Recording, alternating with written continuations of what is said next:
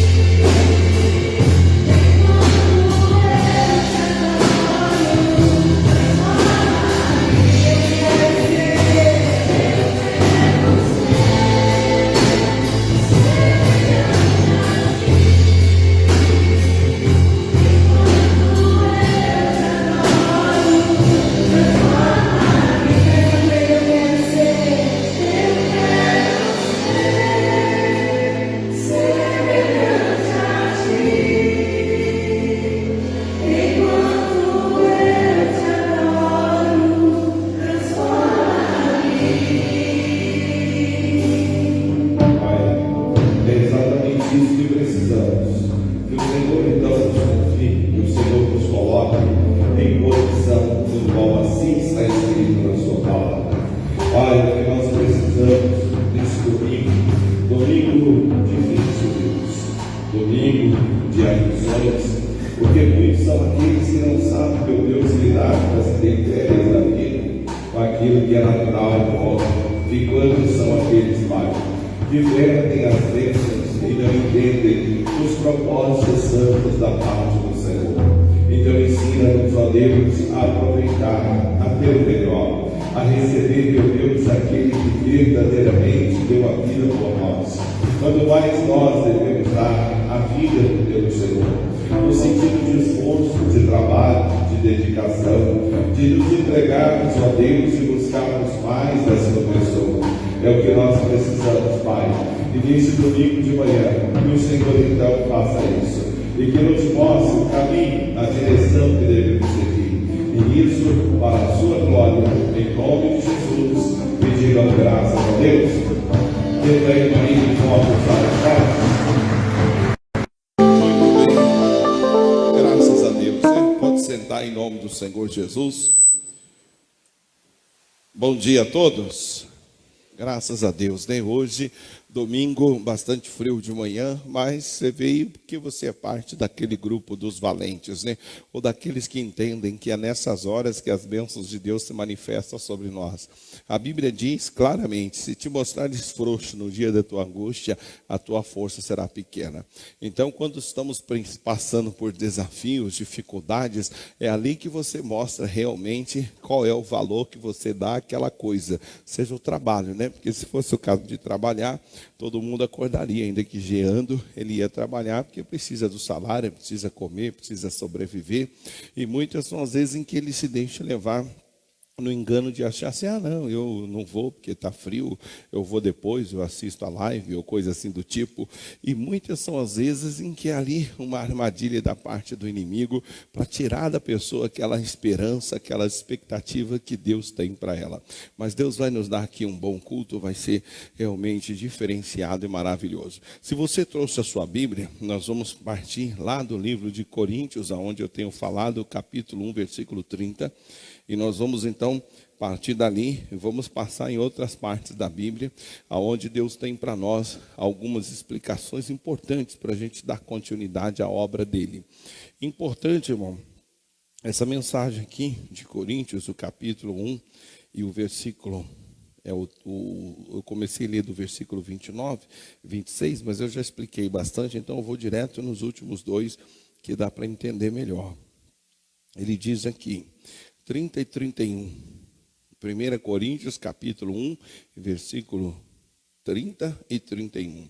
Aqui diz assim, ó: mas vós sois dele em Cristo Jesus, o qual para nós foi feito por Deus sabedoria, justiça, santificação e redenção. Aqui eu tenho falado, Jesus está explicando aqui o seguinte: ele não escolheu pessoas deste mundo que sejam especiais ou que tenham dons especiais e coisas segundo a carne para usar essas pessoas. Ele escolheu justamente os que não são, os que não conseguem, aqueles que são fragilizados, aqueles que são inferiorizados, são ofendidos, maltratados. São esses a quem Deus realmente escolhe. São aqueles a que estão numa situação deplorável. São aqueles que não são vistos como pessoas bem-sucedidas e pessoas que podem chegar a certas alturas, fazer certas coisas. É a maneira que Deus escolheu. E por que Deus escolheu isso? Por que Deus fez essa escolha? Por que Deus quis dessa maneira? O versículo 31 agora diz: para que, como está escrito, aquele que se glorie, glorie-se no Senhor.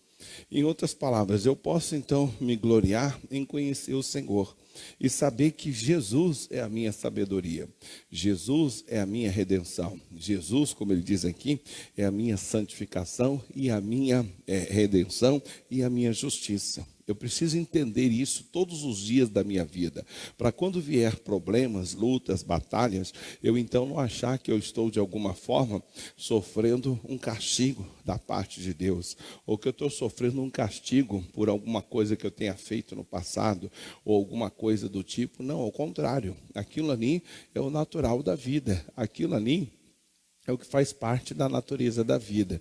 O Paulo, ele foi assim bastante emblemático em falar algumas coisas, e tem partes que o Paulo chega a dizer o seguinte: olha, eu estou fazendo essa comparação como homem, ou usando termos naturais, para que você entenda o espiritual. E ele fala, por exemplo, em Romanos, que nós temos que apresentar os nossos membros, ou os nossos membros como instrumento de justiça, assim como nós o apresentávamos como instrumento de injustiça ou para iniquidade. Entre outras palavras, aquela pessoa que outrora usava o corpo dela para o pecado, usava a aparência dela para o pecado, agora ela tem que pegar este corpo, essa aparência, inteligência, tudo que ela tem, e ofertar a Deus como sacrifício de justiça, ou seja, só permitir que o corpo e tudo que ela tem seja usado somente para glorificar Deus. Ela não pode propriamente inventar uma outra história. Essa é a regra, essa é a maneira que tem que ser. Eu conheço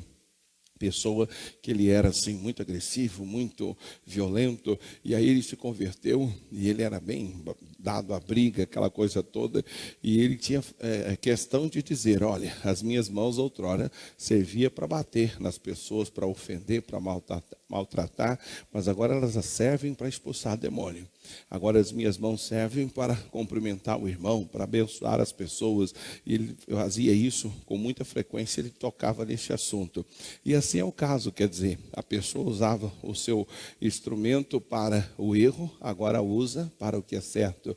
E essa é a regra que Deus estabeleceu. Então eu tenho que me gloriar em conhecer esse Senhor e conhecer a maneira que Ele, Deus, quis que eu fizesse as coisas. Agora, para mim poder evoluir, para mim poder crescer, eu tenho que passar por situações como passou um homem chamado José. O livro de Gênesis, capítulo 41, o versículo o 51. Gênesis 41, versículo 51. Aqui eu já vou falar sobre uma característica que denota espiritualidade em você. Depois nós vamos chegar num ponto que você vai entender que essa característica é só para aqueles que desenvolveram um pouco mais a espiritualidade, ou que chegaram num nível maior, ou que tornaram-se perfeitos. Então ele diz aqui, Gênesis 41, 51. E chamou José o nome do primogênito Manassés, porque disse: Deus me fez esquecer de todo o meu trabalho e da casa de meu pai. Então veja que ele colocou o nome Manassés. A palavra Manassés quer dizer exatamente isso. Deus me fez esquecer. É importante que você entenda que o nosso Deus é um Deus presente. Ele não pode ser um Deus do passado, no que se diz respeito, ficar preso ao passado, o meu passado, o seu passado. Ele não vai trazer à memória o nosso passado como acusação, como condenação. O passado serve somente, como diz o livro de Lamentação, capítulo 3, o versículo 21, ele diz: quero trazer à memória aquilo que me dá esperança. Então o próprio Espírito pode nos trazer à memória uma mensagem que a gente ouviu, uma situação que a gente aprendeu, um momento especial que tivemos de oração, de busca, de encontro com Deus, e ali aquilo serve. O próprio Paulo, no livro de 2 Coríntios, ele diz que um dia ele foi arrebatado até o terceiro céu. Ele chega a dizer que ele nem sabe se foi no corpo ou fora do corpo. O negócio foi tão assim surreal que ele não consegue nem discernir se ele foi levado com corpo e tudo ou foi apenas em espírito. Mas ele foi levado ao terceiro céu. E veja que aquilo trouxe ao Paulo uma estrutura superior aos outros apóstolos. Ele suportou brigas, apanhou cadeias e passou por situações que nenhum outro apóstolo passou. Então, assim, Deus também faz conosco nos dias de hoje. O livro de Gênesis conta a história de José. Não vou aqui entrar nos detalhes, só porque eu quero que você se atente só a um fato. O fato da capacidade que Deus tem de nos fazer esquecer o trabalho, nos fazer esquecer as lutas, as batalhas, as dificuldades, e só nos faz lembrar daquilo que Ele, Deus, foi, daquilo que Ele, Deus, fez naquela época, que Ele é o mesmo hoje. E isso é importante que você saiba, porque o Satanás, ele é o acusador. Ele é aquele que traz acusação. Mas se você confessou um pecado, um erro, uma falha, um fato, aquilo já nem existe mais. No mundo espiritual, aquilo não existe. E você precisa, então, aprender a esquecer isso, não no sentido, muitas das vezes, de apagar da memória, mas esquecer no sentido de não levar isso em consideração como consequência de uma situação no presente e até uma coisa que possa acontecer no futuro. Você não pode fazer isso. Isso é uma situação em que você precisa aprender a desenvolver esse relacionamento com Deus. Então, o José, ele foi vendido aos 17 anos de idade. Foi tirado da casa do pai, foi levado para o Egito, como escravo viveu, a gente entende que pelo menos até os 28 anos, ou seja, 11 anos sendo escravos lá na casa de Potifar. E aí a mulher do Potifar, enviada pelo cão lá, e que de alguma forma colaborou, ajudou para que o José fosse exaltado, mas o José foi para a cadeia, acusado de estupro, sendo que ele não a estuprou, mas ela seduziu ele, tentou seduzi-lo, ele correu e na hora ela puxou um pedaço da capa dele e ficou na mão dela. E ela usou aquilo como arma contra ele e mostrou para todo mundo: olha, o dono dessa capa aqui, ele tentou me estuprar, ele tentou me violentar. E não tinha prova, naquela época não tinha câmera, não tinha nada disso. E o José então foi levado para a cadeia. A gente não pode ler a Bíblia sem deixar que Deus fale ao seu coração e te mostre, às vezes por leitura, por histórias bíblicas, você vai entendendo uma série de coisas. Mas muitas são as pessoas, teólogos inclusive, que falam: Deus sabe de tudo. Deus sabe o momento de tirar a pessoa de um lugar, ainda que seja por uma maneira escandalosa, por uma situação ruim, e Ele sabe fazer. O problema é que a pessoa não tem a consciência que o Paulo fala no livro de Romanos, capítulo 8, versículo 28, todo mundo corre nesse versículo. E aqueles que creem nele interpretam de forma errada, porque lá em 28 de Romanos diz: todas as coisas contribuem juntamente para o bem daqueles que amam a Deus e foram chamados segundo o seu decreto. Então, quando você sabe que você é escolhido por Deus para fazer uma obra, você vive uma vida segura em entender que tudo que você vier passar vai colaborar para o seu chamado, vai colaborar para a sua melhora, vai colaborar para o seu crescimento. Mas enquanto você for um nenenzinho na fé, infantil, quando vier uma batalha, vier uma luta, uma dificuldade, que seja uma perseguição, uma mentira, um escândalo, uma coisa assim, você então recua, você volta atrás. Porque se Deus estivesse comigo, poxa, eu não ia passar por isso. Hoje, irmão, a gente até tem livros que falam sobre isso. O apóstolo Paulo, no dia de hoje, ele ia ser considerado um grande derrotado. Mas por quê? Porque hoje se prega o evangelho do triunfalismo no que se diz respeito ao resultado físico, resultado natural. E o Paulo aprendeu que o que importa era o espírito. Lá no Velho Testamento está escrito assim, no capítulo 28 de Deuteronômio, diz: e tu serás cabeça e não cauda, estarás por cima e não por baixo. E aí as pessoas, então, naquela época, entendiam o seguinte: se está dizendo que eu sou cabeça, então eu tenho que estar sempre em posição de liderança, exposição, de quem está liderando entre os homens, no sentido físico da palavra. Quando diz lá, estará por cima e não por baixo, as pessoas entendiam que fisicamente ou humanamente falando, a pessoa tinha que estar por cima da carne seca, como diz, tinha que ser o rei da cocada preta, como diz aí. Mas, na verdade, aquilo também representa o lado espiritual. E a gente vê isso na vida de Paulo. O Paulo, com tudo que ele passou, com todas as dificuldades que ele enfrentou, ele nunca abandonou a Deus. e nunca se sentiu abandonado por Deus. Não tem um desabafo do apóstolo Paulo. Há momentos em que ele meio que deixa claro que ele sabia quem ele era, ele sabia o que ele tinha feito, sabia o tanto de trabalho que ele teve, ele sabia de tudo, ele era consciente. Mas, no entanto, deixa claro, não deixa nenhuma nas entrelinhas, você não consegue perceber que ele está ali fazendo uma lamentação, uma murmuração. Poxa Deus, depois que eu me tornei apóstolo, só me lasquei. Fui para a cadeia, fui tratado assim, fui tratado assado, passei fome, passei isso, aquilo, outro, a título de murmuração. Ele fala a título de exemplo. A título de exemplo, ele se mostra lá em 2 Coríntios 11, versículo 30, ele começa a dizer quantos naufrágios ele passou, quantas vezes passou fome, quantas vezes foi humilhado, quantas vezes foi para a cadeia, quantas vezes foi chicoteado, passou por isso, passou por aquilo, mas nunca desistiu de continuar crendo em Deus e fazendo o que Deus quis para ele. Então, a maturidade espiritual começa a vir neste momento, esquecendo-me das coisas que para trás ficam. Se o Paulo fosse do tipo como muita gente hoje, ele diria, não vou naquela cidade não. Por quê? Porque aquela cidade é perto daquela outra que eu fui para a cadeia. E se eu for preso de novo? E se eu apanhar de novo?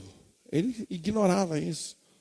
Ele não era retardado, ele lembrava que naquela cidade tal ele foi preso, naquela cidade tal ele foi chicoteado. Mas se Deus mandasse, volta lá, Paulo, ele voltava.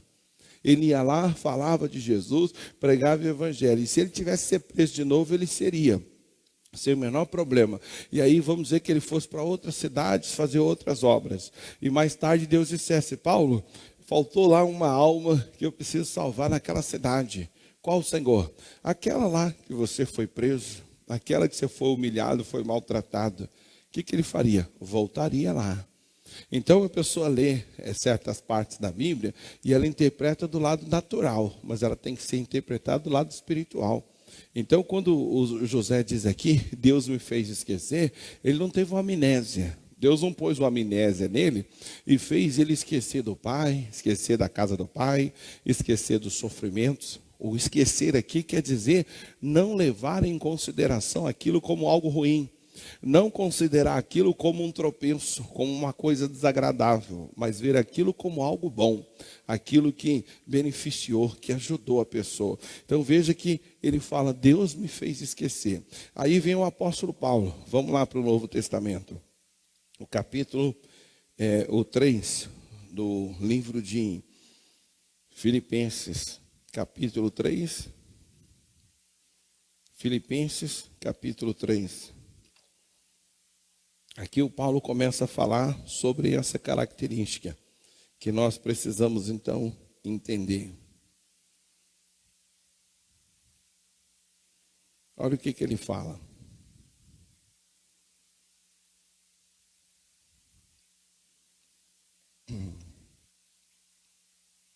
O versículo 8, Filipenses 3:8, diz assim: e na verdade eu tenho também por perda todas as coisas, pela excelência do conhecimento de Jesus Cristo, meu Senhor, pelo qual sofri a perda de todas as coisas e as considero como esterco. Olha que coisa. Aí mais uma vez eu bato na tecla.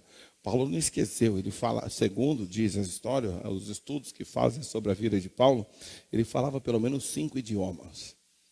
E não é uma coisa impossível. O falecido Jô Soares falava 5 também. Né? E eu conheci pessoas que trabalhei com uma secretária que ela falava 4. E estava aprendendo mais um que na época era o chinês. Mas ela falava alemão, espanhol, inglês e francês. E estava aprendendo chinês. Então, existem pessoas que têm lá suas necessidades, outros têm as suas habilidades para falar mais línguas. Então, Paulo, ele falava mais de uma língua. Alguns dizem que ele falava 5. Então, ele era um cara versátil, ele era um cara que entendia de tudo, falava de tudo. Se você ler os evangelhos, o livro de Atos, por exemplo, tem várias partes que conta que Paulo estava num lugar debatendo, disputando. Naquela época se fazia disputas de ideias. E aqueles que tinham as melhores ideias e raciocínios mais lógicos vencia na disputa. E o Paulo, ele faz várias passagens na Bíblia, fala no livro de Atos e outros mais, fala que ele estava disputando com os filósofos e os gregos e os sábios daquela época. E ele vencia todos, não perdia para nenhum deles. Então o Paulo, ele tinha uma visão espiritual extremamente profunda, mas ele também era um homem exímio, conhecedor de tudo. Paulo, qualquer assunto que você tratasse com ele, ele sabia, ele conhecia. Mas ele entendeu na caminhada dele de fé que aquele conhecimento humano nada valia em relação ao conhecimento de Cristo, ou seja, o sentido espiritual da palavra. Uma coisa não tinha a ver com a outra. Uma coisa não podia ser confundida com a outra. E essa é a regra que fez ele se tornar o que se tornou. Mas olha o que ele diz. No final do versículo 8 ele diz: e as considero como esterco para que possa ganhar a Cristo. Isso aqui é o que ele quis dizer, que Deus não permite que nenhuma carne se glorie diante dele. Ou seja, a natureza humana de cada um de nós diante de Deus, ou aquilo que nós temos ou deixamos de ter, não tem diferença alguma. Eu poderia agora pegar aqui uma pessoa que é poliglota, né? Para ser poliglota tem que falar 4 línguas pelo menos. Então, pega aqui um poliglota que sabe falar 4, 5 idiomas, e tem lá uma vovó que não sabe nem falar nada, quase nada, nem muito menos o português, é uma pessoa muito limitada, mas os dois são chamados por Deus para fazer a obra.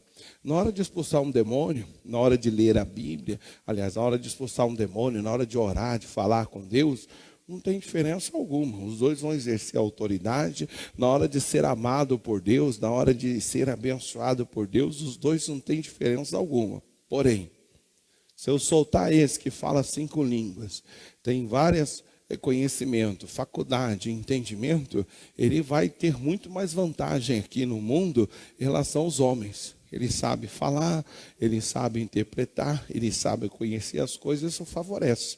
Eu me lembro de uma história que eu ouvi, pastor Glauber, na época, e ele tinha amizade com esse camarada, na época ele tomava conta da Ômega FM, que era a rádio da igreja, que a igreja tinha arrendado, e ele então conheceu esse camarada que deu a ele um testemunho. Ele era pastor, mas é aquela história, né? Ele tornou-se pastor por meio de seminário. Inclusive o pessoal fala que muitas das vezes o pastor faz o seminário, a cabeça dele é iluminada, mas o coração é frio. Ele não tem vida com Deus, é só teologia, é só o conhecimento. Tem que ter os dois. E aí então ele era pastor de uma determinada igreja e ele teve um problema lá, ficou decepcionado e desviou, literalmente. E desviou de tal maneira que ele foi para uma religião que é considerada uma religião que é demoníaca e tal e tal. E aí ele foi crescendo dentro dessa religião. E lá tem níveis, né? E ele foi crescendo, crescendo, crescendo, cada vez mais rico. Isso foi em 2002 que ele me contou. Naquela época esse camarada morava em Alphaville, nas grandes mansões que tinha lá em Alphaville. O salário dele, comissão, chegava naquela época, 2002. Ou seja, 20 anos atrás, 400 mil reais. O cara estava por cima da carne seca. Mas aí chegou a hora do último, vamos dizer assim, o último pacto, né? E aí convidaram ele para fazer uma determinada cerimônia de passagem lá que eles falam. E aí levou ele para aquele lugar de cerimônia lá e tal. E aí, numa hora lá, todo aquele ritual é uma sociedade secreta essa aí. Então, ele que contou esse testemunho. Fizeram toda aquela cerimônia e tal. Aí, na hora final, que o camarada começou a citar algumas coisas, e já tinha até um animal lá para ser sacrificado, que sangue dele, aquele rolo todo, para fazer o tal do pacto. Quando o cara começou a falar, ele, por ter sido um grande estudioso das línguas bíblicas, ele conhecia hebraico. E o cara começou a falar aqueles dizeres todos lá em hebraico. E na linguagem do camarada, ele estava dizendo que ele estava entregando a alma dele lá para o Satanás lá e tal, aquela coisa toda, em troca de riqueza, isso e aquilo outro. E aí, por ele conhecer a língua, por isso é a vantagem de conhecer. Quando ele ouviu aquilo, ele disse, não, interrompeu a cerimônia na hora, foi aquele furdúncio todo, ele voltou atrás, e ele contou para mim, falou, Wagner, por incrível que pareça, irmão, um mês depois o cara estava pobre. Sim, ganhava 400 mil reais, fazia, acontecia, carro importado, isso, aquilo, outro, vivia lá em Alphaville, aquela coisa toda, em um mês o cara empobreceu. Assim como ele subiu rapidamente, sumiu toda a riqueza dele, ficou pobre de novo, lascado. Mas quando ele contou esse testemunho, ele já tinha voltado para os caminhos do Senhor, já estava servindo a Deus de novo, como pastor e tal. Então o caso é esse, você vê, eu conheci a vantagem essa. Você ouve a linguagem e você capta aquilo que a pessoa está falando. E assim é o caso que a gente precisa ver. Na televisão, por exemplo, você põe lá, muitas das vezes a polícia, seja federal ou polícia do estado, está procurando algumas quadrilhas, e aí eles fazem lá a tal da escuta, né? Coloca lá para escutar a conversa deles. Na conversa deles, existe um jargão. Na criminalidade, por exemplo, existe um código entre eles. Eles não falam, vamos comprar um fuzil. Fuzil tem um nome lá que eu até esqueci. Mas enfim, tem uma linguagem própria. E os policiais, como já sabem disso, então já sabem, o cara está dizendo isso e tal. Eles inclusive costumam falar, na linguagem deles, cruzeiro, né? Que nem existe. Mas na linguagem da bandidagem, eu quero 5 cruzeiros. Representa 5 mil reais. Se ouvir alguém com uma conversinha dessa perto de você, o cara está falando 5 mil conto. É a linguagem dele. Se o policial sabe disso. Mas se ele não conhecesse o policial, ia falar, mas 5 cruzeiros? Como assim? O que significa isso? Metralhadora, acho que é metralhadora. O apelido que eles colocaram é macaca. Não, traz a macaca lá e tal. Os caras já sabem. Metralhadora, fuzil. É uma linguagem que eles inventam lá para tentar, né? Os leigos nem entendem. Quem não conhece do assunto, ouve aquilo, não sabe nem o que está falando. Como policial. O policial tem a linguagem do que lá, e ele fala um monte de coisa lá pela linguagem do que, e ninguém nem sabe o que ele está falando. Ele usa um termo lá do alfabeto universal, e ele dá nome à letra, que só quem conhece um pouquinho da área da segurança pública, ou segurança que trabalha na rua, que sabe o que quer dizer, o que ele está querendo dizer naquela linguagem. Então, assim, existe uma linguagem entre os homens, mas existe a linguagem da fé. Nessa mesma situação, vamos dizer que tivesse uma pessoa leiga, analfabeto, e resolveu fazer pacto com o cão lá. Só que ele não sabia, vamos dizer que fosse. O que ia acontecer? Quando essa pessoa mostrasse um pingo de arrependimento, Deus simplesmente ia dar a ela aquela fé, aquela convicção de que ela não deveria fazer aquilo. Ela seria livre do mesmo jeito. O camarada, ele ouviu o que o líder da seita falou, em hebraico, como ele conhecia, ele disse, não faço isso de jeito nenhum. E ele parou, mas por causa do conhecimento dele. Se fosse uma pessoa leiga, analfabeto, que não conhece o hebraico, Deus então, por um ato de misericórdia, ia afirmar no coração da pessoa, não faça isso, não tome essa decisão. Quem sabe só mais tarde, e quem sabe até no dia do juízo, é que ela descobriria que se ela fizesse aquilo, estava fazendo um pacto com Satanás. Então, por isso que a linguagem no mundo espiritual, ela provém da fé, e não propriamente do conhecimento. Por isso Paulo diz, olha, tudo que eu sei, as 5 línguas que eu falo, toda a minha faculdade, todo o meu entendimento, tudo que eu conheço aqui na terra, eu considero como esterco. E você sabe o que é esterco, né? O esterco nada mais é do que o cocô lá da vaca, do cavalo, principalmente, que são os 2 animais que mais se usa para poder colocar lá fertilizante nas plantas. E segundo dizem, é um dos melhores que existe e vai continuar sendo. Então ele estava dizendo, olha, tudo que eu sei, tudo que eu aprendi, para mim é como cocô, não tem valor nenhum. Eu não dou valor a nada disso para que eu possa ter o conhecimento da excelência de Cristo Jesus. Por quê? Porque a sabedoria dele está muito acima de nós. E a Bíblia diz que ele foi feita a nossa sabedoria. Então ele sabe orientar você a tomar uma decisão, a fazer uma coisa no tempo certo, na hora certa, no momento certo. E ele faz isso por meio da fé.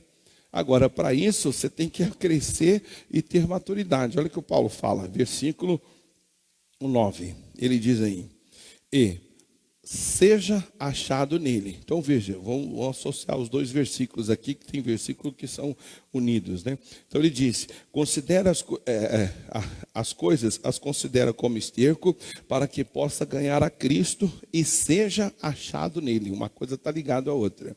Você não só tem que ganhar Jesus, e tem que ser achado nele. Nele em que sentido? Ser parte do corpo. Você tem que ser parte da igreja. Você tem que ser parte do povo de Deus. O diabo tem que bater o olho em você e falar: não, peraí, mas esse aí está nele. Esse aí está nele, eu não posso tocar. E alguém diria: mas por que você não vai tocar nele, demônio? E o demônio diria: não dá. Porque a própria Bíblia lá do Deus dele diz: porque dele, por ele e para ele são todas as coisas. Ele está nele, eu não posso. Quem está em Jesus, quem faz parte do corpo, quem está na regra espiritual, ele vive essa verdade.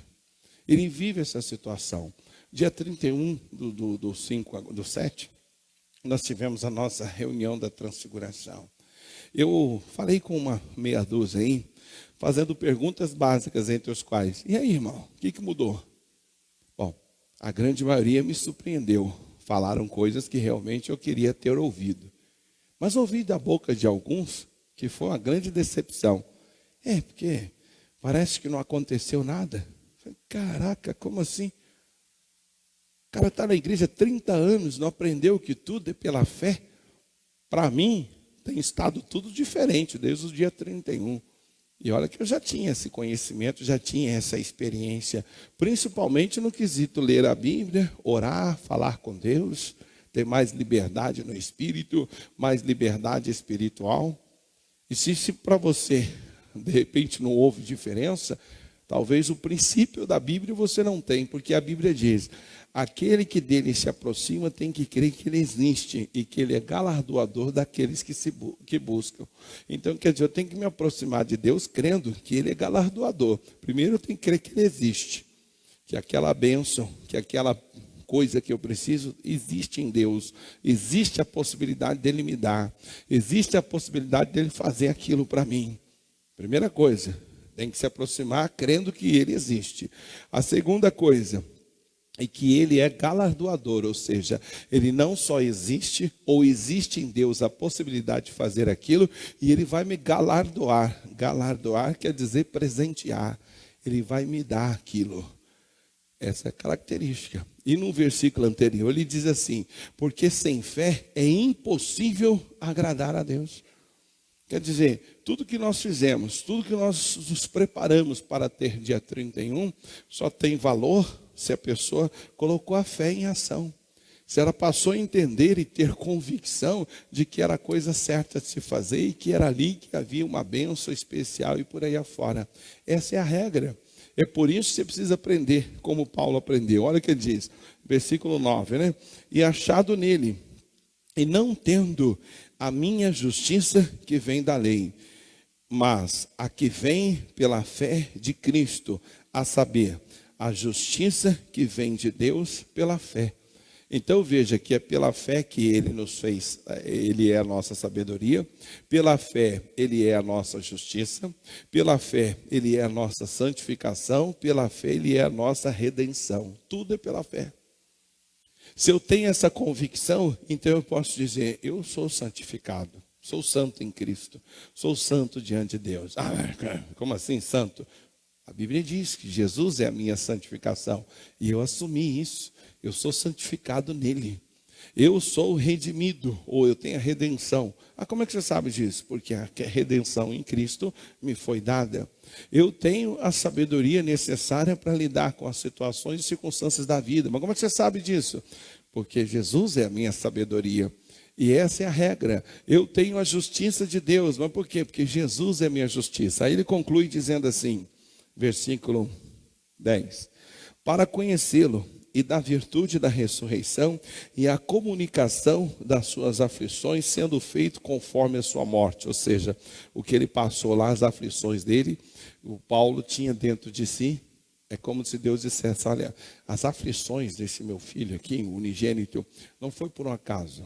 foi para que você não fosse afligido, foi para que você não fosse para o inferno, foi para que você não fosse amaldiçoado. Por isso ele sofreu essas aflições, por isso ele passou por isso tudo. Isaías diz que nós o reputávamos como ferido e oprimido de Deus, mas ele foi ferido pelas nossas transgressões. Ai, meu irmão, se você entender só isso na Bíblia, sua vida muda da água para o vinho. Porque aí você saberá que todas aquelas feridas que Jesus passou foi por causa das nossas transgressões. E aí você pode colocar no pessoal, Jesus sofreu por causa das minhas transgressões. Esta é a regra. E aí ele continua, versículo 11. Para ver se de alguma maneira eu possa chegar à ressurreição dos mortos. Não que já tenha alcançado ou que seja perfeito, mas prossigo para alcançar aquilo pelo qual também fui preso por Cristo. Então, estava um dia até, eu ouvi isso da boca de 3 pessoas no mesmo dia, na mesma semana. Foi impressionante. E às vezes é assim, Deus mostrando algumas coisas para a gente, Ele usa pessoas para isso. E eu ouvi no sentido de pessoas dizerem assim, não, porque sabe como é que é? As coisas de Deus a gente faz, né, por voluntariedade, mas as dos homens é obrigado, por isso que às vezes funciona. E eu então falei as mesmas coisas para as 3 pessoas, 2 dessa igreja e um pastor. E nós estávamos falando do quê? O que eles estavam dizendo? Porque as coisas para Deus é voluntário. Depende. A voluntariedade só existe até o ponto de que você se entrega a fazer aquilo. A partir do momento que você admite ou aceita fazer aquilo, já não é mais voluntário, agora é obrigado. Essa é a característica. Se o povo entendesse isso, que seja começar uma campanha na igreja. Pessoal, vamos fazer uma campanha aqui de 7 domingos, mas não pode faltar. É coisa séria. Você tem que vir cada um dos domingos, vai ter uma mensagem, vai ter uma oração, e isso tudo vai fazer um conjunto de bênçãos que vai durar aí o resto da sua vida ou até pela eternidade. E aí pergunta para a pessoa, você entendeu? A maioria, ou a grande maioria, sim. Na segunda semana, cadê o irmão tal? Pastor, é porque deu uma dor de barriga, porque chegou um parente em casa, é porque estava muito frio. É porque eu fui visitar um parente, é porque tal coisa aconteceu. São pessoas que não entendem o peso da responsabilidade espiritual. Aqueles que entendem, eles até pensam, bom, então deixa eu pensar bem. E aí é o caso, né? Você tem que ter cuidado nessa hora, porque tem gente que nessa hora diz assim, não, eu prefiro nem fazer compromisso, porque eu não sei se eu vou cumprir. Bom, se for má vontade, você se lasca também. Então você tem que ter consciência de que assumiu, leve até o fim. Essa é a característica. Você não tem noção como você tem um peso.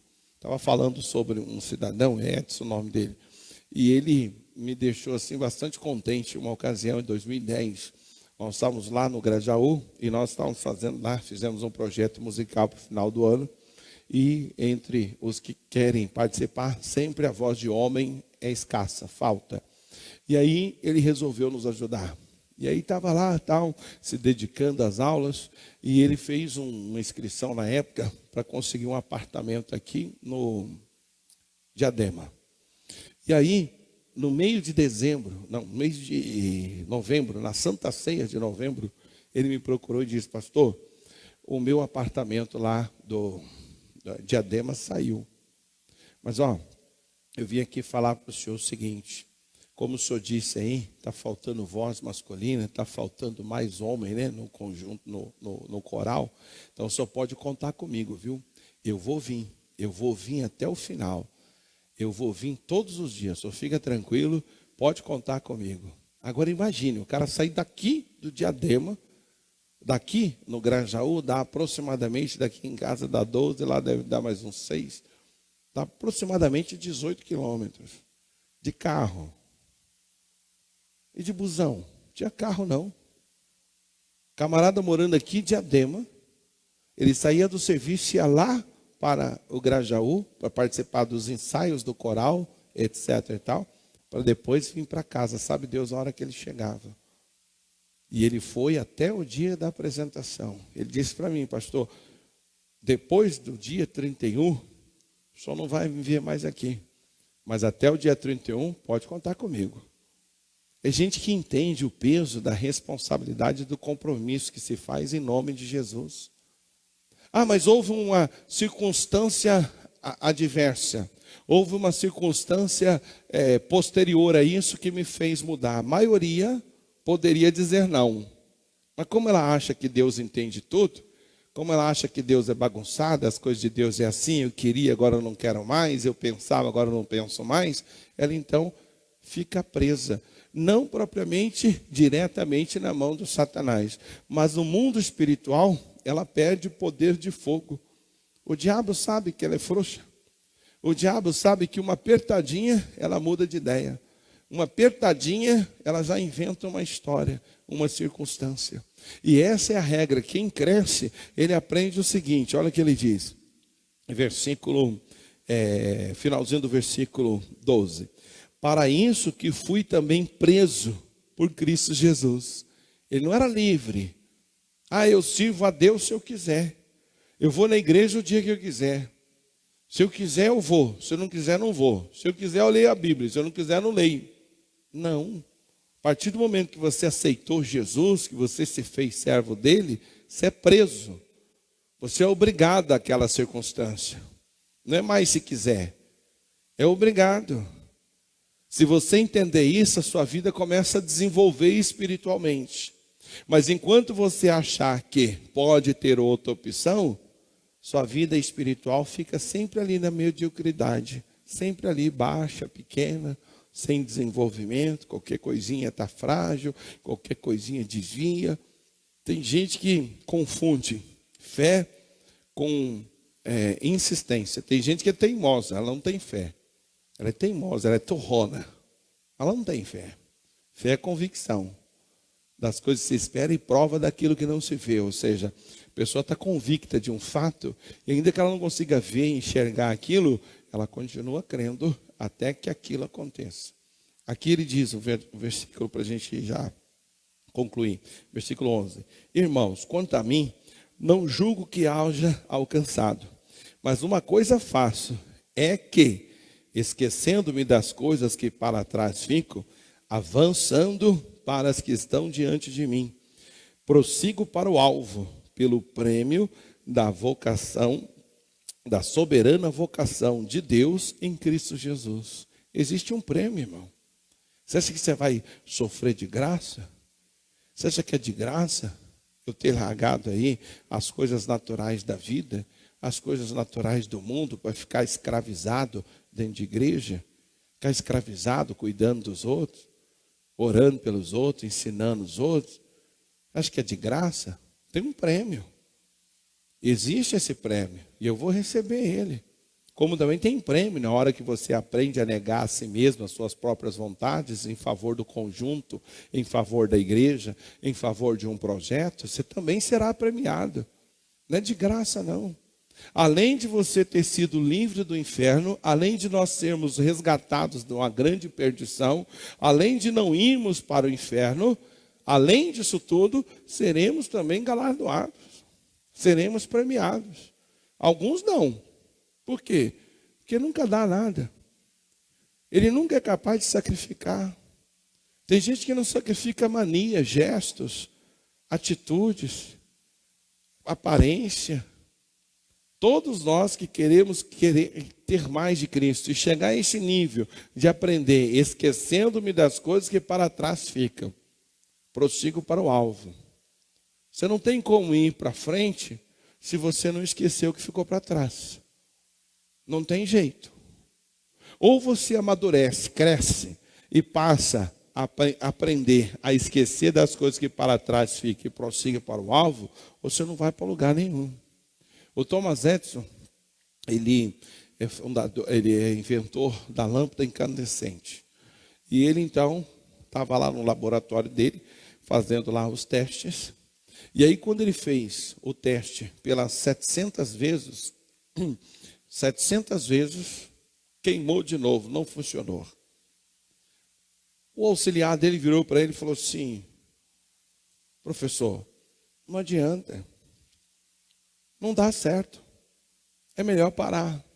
Ele disse, não, nós apenas descobrimos 600, 700 vezes que dá errado.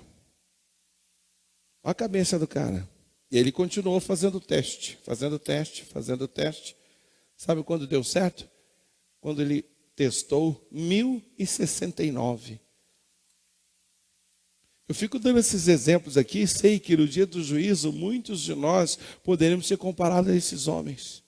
Ô, irmãzinha fulana de tal, que largou o seu posto, deixou a sua missão. Eu tentei, vamos ver quantas vezes? 10 vezes, filha. Você viveu 50 anos, 60 anos na minha fé. Você insistiu 10 vezes. Eu vou mostrar aqui para você quanto o dono da Toyota insistiu para aperfeiçoar o carro dele. Está lá, 300 vezes. Eu vou mostrar aqui para você quantas vezes o Santos Dumont insistiu para conseguir voar pela primeira vez. Eu quero ver o que vamos falar. Eu quero ver o que vamos dizer. E se ele pegasse um ladrão, traficante, que eu conheço muitos, infelizmente, que ainda vivem nesse mundo, que são bandidos, ladrões e que vivem nessa vida há décadas. E muitos deles já foram várias vezes para a cadeia.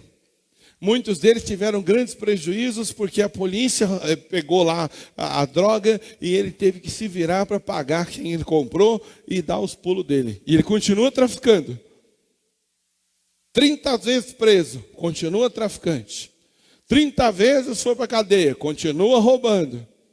E o cristão tentou 5. Não deu, chuta o pau da barraca, deixa para lá, está tudo certo. Deus entende. Deus não entende não, querido. É hora de você aprender a ser maduro. É hora de aprender a amadurecer. E só maduro entende isso.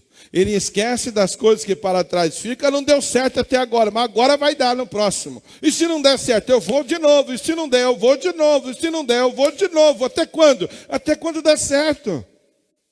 Se você não tem essa capacidade, você é um neném. Você é uma criança espiritual.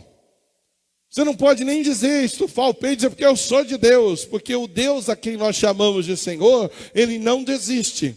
Ele não tem duas opiniões. Ele não tem duas vontades, nem duas palavras. É uma só. Um só Senhor, um só Espírito, uma só fé, uma só esperança, um só batismo, um só Deus e Pai de todos, que é por todos, através de todos e em todos, exceto no seu caso. O seu pai é do tipo que desiste. O teu pai é do tipo indisciplinado. O teu pai é do tipo que fica colocando na sua cabeça, mas você tentou e quebrou a cara. Vai quebrar a cara de novo. Vai se dar mal de novo. Se você for do tipo Paulo, você diz, esquecendo-me das coisas que para trás ficam, eu prossigo para as que estão diante de mim, pelo alvo que eu tenho na vida, que é alcançar o prêmio da vocação soberana. Ou seja, a vontade soberana de Deus é que me chamou. Eu não queria ser, mas já que Ele me chamou e me pôs nessa posição, eu tenho um prêmio, eu tenho um alvo a alcançar, eu tenho um objetivo a ser traçado, eu tenho algo para fazer na vida. Eu não vivo se Deus quiser, a Deus dará. É regra, irmão. Isso é regra espiritual. É regra para os maduros, é regra para aqueles que já evoluíram um pouquinho para entender que as coisas do mundo espiritual não é assim. Eu quero 3 da tarde, 6 horas mudei de ideia, está tudo certo, Deus é comigo. Não, esse aqui não. Pode ser um Deus seu, um Deus particular que você inventou, um Deus da sua cabeça, porque esse aqui tem uma só vontade, um só querer, uma só meta, um só alvo para que nós venhamos alcançar. Pastor, mas você sabe como é que é, né? Porque a vida, porque as dificuldades, porque as circunstâncias mudam, as situações alteram, a gente nem sempre sabe o que há de ser do futuro, mas Deus sabia. Você podia não saber, mas Deus sabia. E o dia que Ele chamou você, Ele sabia que você seria capaz também de se negar a mudar de ideia e continuar fazendo o que Ele falou há 10 anos atrás. Ele não é idiota, Ele já sabia o que ia acontecer em 2022. Ele sabe de tudo. Não tem essa conversinha não, não é porque mudou a circunstância, pastor, mas Ele já sabia que mudava. Por que Ele falou contigo então? Tem algum problema na cabeça, Deus? Será que Ele cometeu um erro? Falei algo por Wagner, mas eu esqueci que em 2020 ia haver a pandemia. E agora? Como assim? Ele não é pego de surpresa. Ele não se surpreende. Ele não se assusta com nada. Não há nada que possa pegá-lo, como diz, de calça curta, de forma alguma. E é por isso que maturidade significa isso. Deus falou, está falado.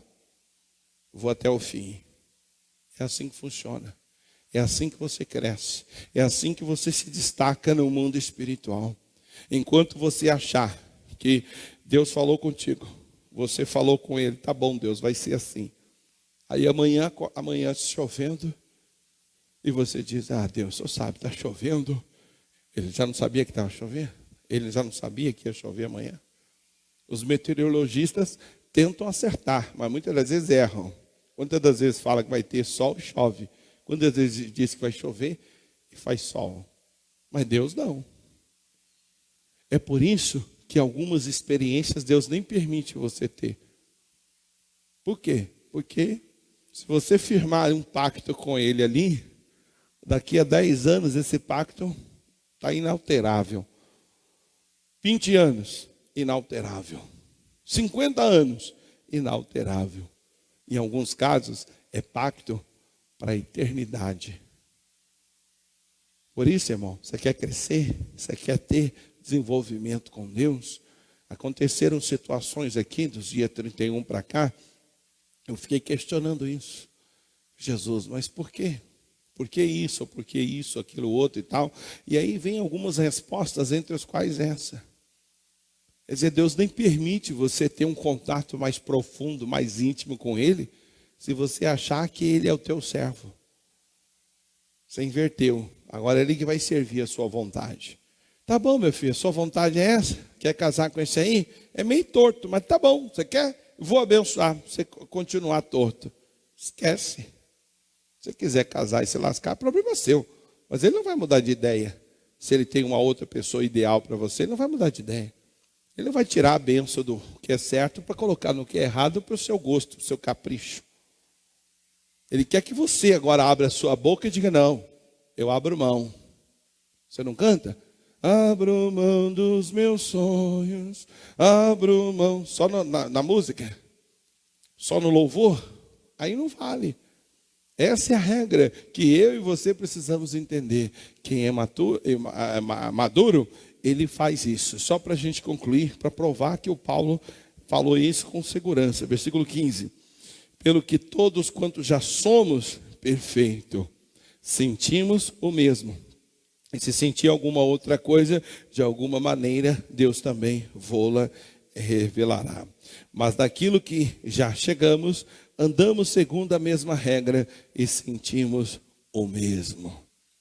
Então veja, vou ler de novo para você entender a palavra-chave aqui, versículo 15. Pelo que todos quantos já somos o quê? Perfeito.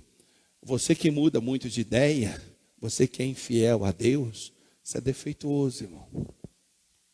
Perfeito é aquele que continua. Mas aconteceu o fato, eu vou continuar. Vocês sabem da tragédia que aconteceu tempos atrás com a Cissa Guimarães, que perdeu lá um filho. E foi atropelhado. 18 anos, sei lá, moleque. Morreu. E aí foi uma coisa assim, interessante e fora do padrão. Porque 15 dias depois ela queria voltar para a televisão e gravar lá os programas. Aí disseram para ela, não, está muito recente. Você precisa, se curar e tal. Acho que é Rafael, o nome do moleque. Ela chamava ele de Rafa. Falou assim, não, eu preciso voltar. Primeiro que se eu continuar sem fazer nada, minha cabeça vai ficar muito atribulada com lembranças dele. E segundo, aonde o Rafa está, na cabeça dela, lógico. Onde o Rafa está, eu creio que ele está torcendo por mim, dizendo, isso aí, mãe, continua. 15 dias depois, voltou a gravar e voltou a vida dela comum. Conheço pessoas que morreram junto com o filho. Porque eu amo muito, pastor. Eu amo tanto. E o pior é que muitas dessas mães tinham outros filhos. outros filhos. Vamos supor que se fosse 10. Morreu um, ela morre junto com o outro. E os outros 9, como é que fica? Como é que fica a vida daqui para frente? Então, querida, aprender a esquecer das coisas que para trás ficam, inclusive pessoas que a gente perde na vida, faz parte de um processo dos maduros, dos perfeitos. Aqueles que ficam presos ao passado e muitas das vezes não querem fazer uma determinada coisa que pode acontecer o mesmo que aconteceu no passado, no sentido luta, dificuldade e tal, ele simplesmente é imperfeito. Essa é a característica. Deus faz esquecer. E Ele vai fazer isso daqui a pouco na nossa oração. Deixa eu falar com você de casa já, preparando aí o seu coração. Está aqui aquele envelope que você já conhece, dos dízimos, que você já tem consciência de como ele é. Atrás tem as contas da igreja. E você pode então fazer aí o seu propósito de ajudar a obra de Deus, fazendo via eletrônica, né? Você pode então fazer a sua transferência e mandando para nós depois o comprovante, cai na conta da igreja, você então mande para nós pelo meu WhatsApp ou da minha auxiliar, nós vamos colocar como sendo alguém aqui desta igreja que tem ajudado a manter a obra de Deus, as portas desta igreja aberta, e Deus então vai abençoar você rica e abundantemente. Lembrando para você de casa, hoje já dia 4, faltam então aí 13 dias corridos para nós estarmos no nosso grande evento, que vai ser lá no ginásio da Portuguesa, no dia 17 desse mês 9. Vai ser num sábado, às 9 da manhã, MQV, às 14 horas, JQV, e às 18 horas, o HQV. Mulheres que vencem, jovens que vencem, homens que vencem, tudo no mesmo dia. E tem que ser separado, porque lá cabe no máximo, estourando lá 10 mil pessoas. E a gente faz evento que às vezes tinha lá, chegamos já a ter evento com quase 300 mil, um pouco mais. Então, muita gente não tem como fazer uma só reunião. Então prepare você, mulher que vence, para estar conosco lá. Se for estar conosco, dê o seu nome para que reservamos o lugar para você ir na nossa caravana, e vai ser tudo gratuito e você vai ser abençoada. Então esteja conosco às 9 horas da manhã, MQV, 14 JQV e às 18 horas o HQV. Então esse mês tem muitas ainda atrações. Mas domingo que vem, dia 11, às 8 e às 18 horas, a nossa grande Santa Ceia. E nós vamos falando mais dentro do tempo oportuno. Eu vou mandando os recados para que você continue fiel, servindo a Deus com amor e carinho, tá certo? Então você de casa fique na paz. A gente volta em tempo oportuno em nome de Jesus.